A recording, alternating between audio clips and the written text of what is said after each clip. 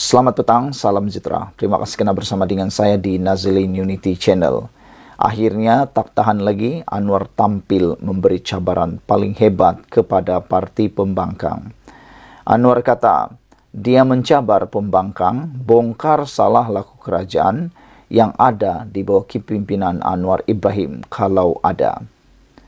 Datuk Seri Anwar Ibrahim mencabar pembangkang supaya membongkar sebarang salah laku dalam kalangan pimpinan kerajaan perpaduan, khususnya membabitkan kesalahan rasuah.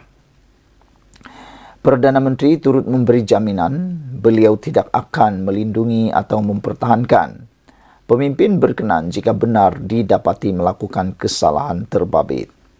Mereka cakap tidak ada tindakan terhadap menteri dan disebabkan itu tak adil kerana hanya ambil tindakan terhadap pembangkang. Kalau ada, kata Anwar Ibrahim, saya tidak akan pertahankan. Tetapi jangan guna itu untuk lindungi perasuah. Perasuah terbesar dalam sejarah negara. Kalau ada, silakan. Tan Sri Azam Baki, Ketua Pusurujaya SPRM, ada di sini. Menteri ada di sini. Kita semua bersepakat, kalau ada antara rakan dalam jemaah menteri, ada kes kontrak atau apa, arahan kita adalah tidak akan bertahan, kata Anwar Ibrahim. Beliau berkata demikian ketika menyampaikan amanat pada perhimpunan bulanan Perdana Menteri bersama warga Jabatan Perdana Menteri di sini hari ini. Anwar berkata, isu ketirisan di Malaysia masih belum dihapuskan sepenuhnya dan ia amat merugikan rakyat dan negara. Katanya, ketirisan itu menyebabkan negara kehilangan hasil antaranya, seperti minyak mentah dan diesel kerana wujud kelompok kecil yang meneruskan jenayah terbabit. Kalau kita boleh selamatkan RM10 bilion atau 20 bilion ringgit, saudara bayangkan berapa banyak universiti, berapa sekolah, berapa hospital, berapa allowance untuk penjawat awam kita boleh tingkatkan. Ini bukan untuk perbaiki rumah Perdana Menteri atau allowance dia. Apa yang kita dapat daripada pulangan itu, kembalikan kepada rakyat. Noktahkan kemiskinan, beri pendidikan bermutu, kata Anwar lagi.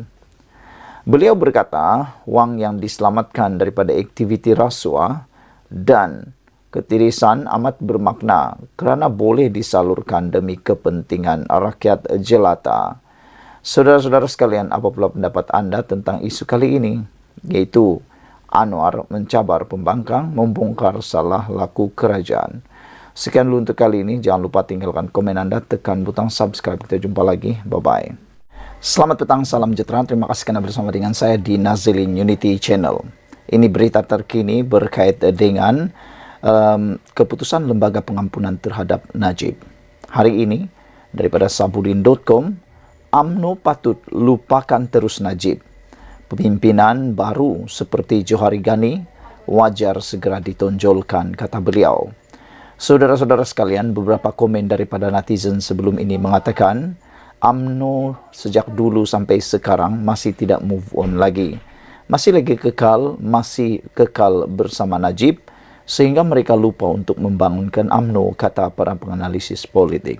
Mereka sepatutnya mengambil peluang pada waktu ini setelah bersama dengan kerajaan perpaduan untuk membangkitkan dan memajukan semula UMNO, bukannya masih sibuk untuk memperjuangkan Najib, kata mereka. Mereka kata UMNO perlu move on. Sebagai parti yang saya pernah aktif, kata Sabudin, dan memegang jawatan di dalamnya, sejujurnya saya berasa UMNO dalam keadaan yang sangat malang ketika ini. Setelah 2 kali kalah dalam PRU, iaitu pada PRU 14 dan PRU 15, dan ketika sedang terbuka peluang untuk move on dan memperbaiki diri, sayang sekali parti itu tidak mengambil peluang untuk melakukannya.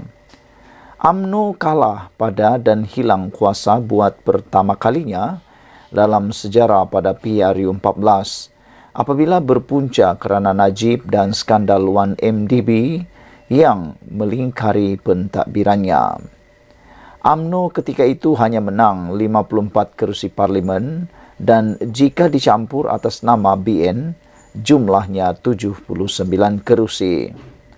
Kemudian pada PRU15 pada November 2022 lalu, di mana ketika itu Najib sudah berada di penjara, kerusi yang mampu dimenangi UMNO merosot lagi kepada hanya 26 kerusi atau kawasan parlimen. Atas nama BN, jumlah kemenangannya ialah 30 kerusi parlimen. Apa yang nyata? Meski faktor kemerosotan jumlah kemenangan itu mungkin turut disumbangkan oleh kepimpinan Ahmad Zahid Hamidi yang dikira lemah dan tidak membuat rakyat yakin kepada UMNO, ia juga adalah isyarat bahawa rakyat pada waktu itu isyarat bahawa rakyat tidak bersimpati dengan pemenjaraan Najib. Mungkin agak keterlaluan kalau dikatakan kemerosotan kemenangan UMNO pada PRU15 itu kerana rakyat amat bergembira bila Najib dipenjarakan. Tetapi penurunan angka daripada 54 kerusi kepada 26 adalah isyarat mudah bahawa simpati kepada bekas Perdana Menteri itu sudah tiada.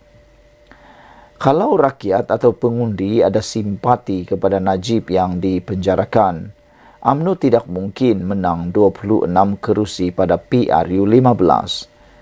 Mengambil kira perkara itu, UMNO sepatutnya sedar, segera bermuhasabah dan berhenti daripada terus memperjuangkan nasib Najib. Najib patut dilupakan dan sudah tiba masanya UMNO perlu melihat ke hadapan. Perlunya menonjolkan pemimpin baru untuk menerajui parti itu. Fokus yang lebih utama sepatutnya ialah mengukuhkan kembali parti, bukan membela kepentingan orang individu.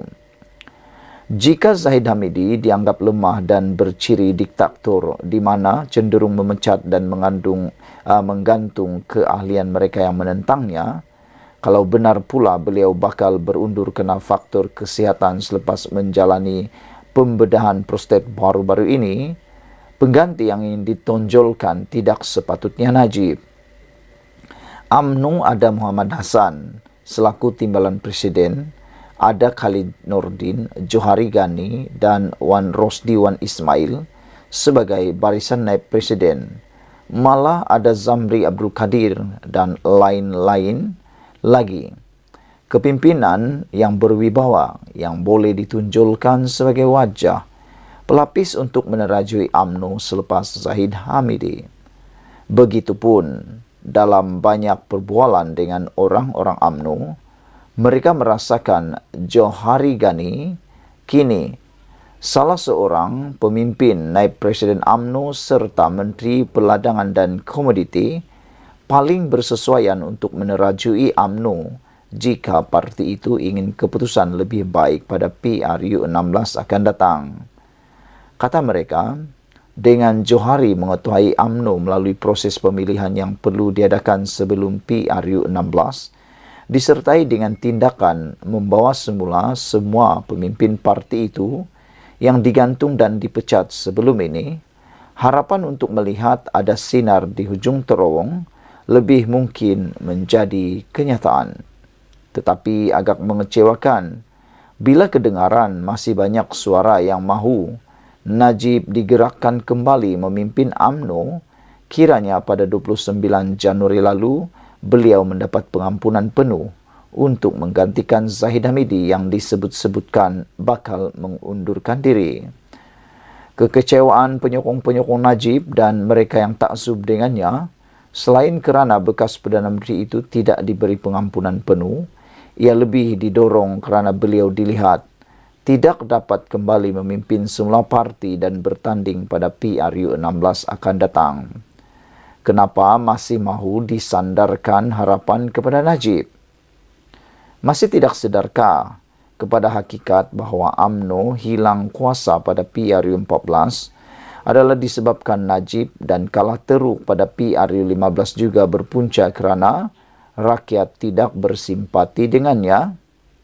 Sekarang, bila Najib hanya diberi pengurangan hukuman, gambaran paling ketara yang boleh dilihat ialah Lebih ramai rakyat yang turut kecewa dan berasakan ia tidak sepatutnya berlaku. Dalam hal ini, tidakkah UMNO sedar tindakan mereka berterusan membela dan memperjuangkan nasib Najib, bahkan mahu berusaha lagi agar beliau diberi pengampunan penuh dalam waktu terdekat selepas ini? Ia adalah suatu tindakan yang bertentangan dengan keinginan majoriti rakyat. Apakah UMNO mahu hilang lebih banyak kerusi parlimen lagi pada PRU 16 akan datang? Ditulis oleh sabudinhusin.com. Beberapa komen daripada netizen di ruangan komen mengatakan banyak perkara. Kata mereka, pengampunan Datuk Seri Najib, kami keliru, kata seorang penulis. Ada juga menulis bahawa kepimpinan Najib dalam UMNO hanya benar-benar ditagih di kalangan pimpinan tertinggi UMNO masa kini. Sebahagian besar mereka ini adalah pengampu Najib dan mendapat manfaat besar ketika Najib berkuasa. Kumpulan akar umbi UMNO yang merupakan kelompok terbesar dalam UMNO hari ini, sebahagian besar dari mereka sama sekali tidak menyokong Najib sejak skandal 1MDB terbongkar. Kumpulan inilah yang tidak lagi mengundi UMNO pada PRU 14 dan 15 dulu, antara penyumbang kepada tumbangnya UMNO BN. Keputusan kepimpinan UMNO era Zahid yang berterusan meratib pembebasan dan kepulangan Najib di dalam kepulangan Najib bertentangan dengan keinginan majoriti akar umbi yang mahukan. Risiko UMNO kehilangan lebih banyak kerusi dalam PRU 16 akan datang tidak dapat disangkal lagi jika pendirian kepimpinan yang terus mengharap kepulangan Najib kekal tidak berubah. UMNO ketika ini tidak lagi memperjuangkan rakyat, nasib rakyat dan marhaen. Pimpinan UMNO hari ini, nawaitu, mereka hanya ingin menyelamatkan kedudukan masing-masing dengan harapan kembalinya Najib dapat memewahkan kembali parti yang kini berkurangan dana yang sebelumnya banyak mengalir ke kantong sesama mereka, kata beliau. Maka tidak pelik bila pimpinan bergelar doktor seperti Fuad pun begitu beria inginkan Najib kembali. Maklumlah sejak ketiadaan Najib, beliau tidak ubah seperti apa lagi, kata beliau. Itu komen daripada netizen di ruangan komen Malaysia kini. Sekian dulu untuk kali ini. Jangan lupa tinggalkan komen anda, tekan butang subscribe. Kita jumpa lagi. Bye-bye.